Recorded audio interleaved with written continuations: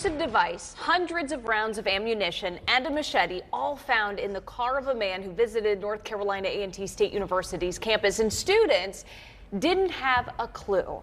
Good afternoon. Welcome to the Fox 8 5 o'clock news. I'm Katie Nordine. And I'm Neil McNeil. This discovery happened a week ago this past Saturday, but we're just getting our look at the court documents, and they are troubling to say the least. Fox 8's Aaliyah Sims joins us now from campus. And Aaliyah, it sounds as if students are happy this guy was caught, but upset they weren't alerted about the person and what he had with him.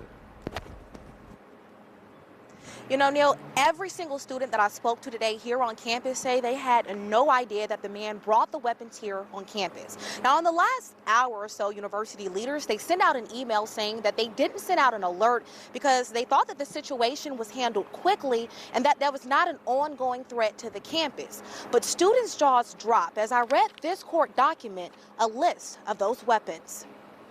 Shotguns, knives, a machete, a chainsaw, a hatchet, hundreds of rounds of ammunition, and 2 choking devices are just some of the items police say they found on Brandon Bentley. I feel like it should have been more widespread, especially seeing that list, because he had stuff that could really hurt somebody. Students like Janisha Stevens says she was never alerted about the scary and strange situation. It should have been more widespread. It should have been people around campus to make sure people were safe. I don't know. I don't feel like it was handled, the best. Court documents reveal on March 26, the 27-year-old was found at the intersection of Sullivan Street and North Benbow Road on North Carolina A&T State University campus.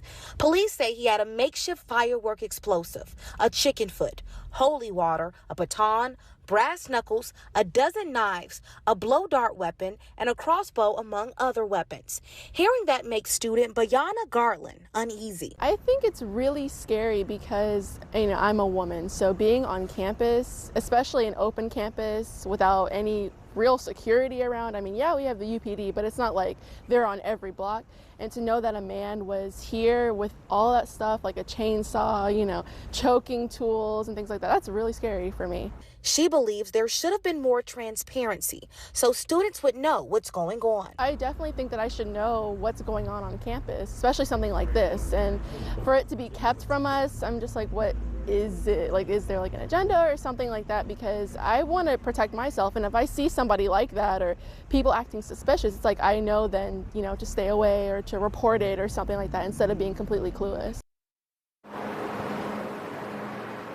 Now, Brandon Bentley, he was charged with having a gun and explosives on educational property.